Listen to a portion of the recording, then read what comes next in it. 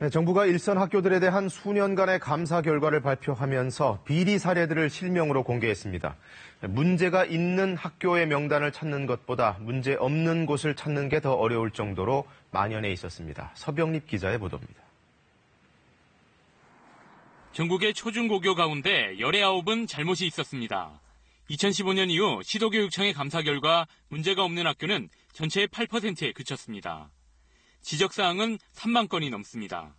사립은 평균 5.3건, 공립은 2.5건으로 사립이 2배 넘게 많습니다. 학교 발전기금을 잘못 쓰거나 초과 근무수당을 이중 지급하는 등 예산과 회계 관련 내용이 전체의 절반에 가까웠습니다. 우리 교육의 민낯을 공개한 모습이기 때문에 교육청이나 교육부 단위에서의 어떤 점검과 관리가 필요하다라는 것들을 나타내는 그러한 자료가 될 것 같습니다.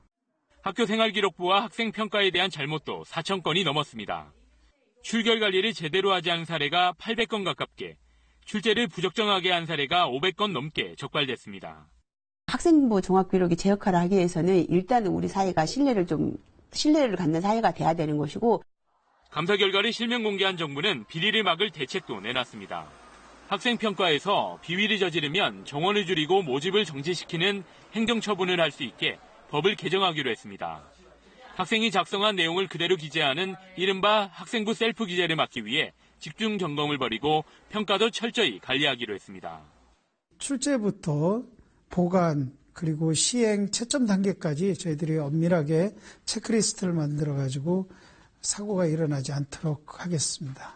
교육부는 교사와 자녀가 같은 학교에 다니는 것을 금지하는 상피제도 시행할 계획입니다. KBS 뉴스 서병립입니다.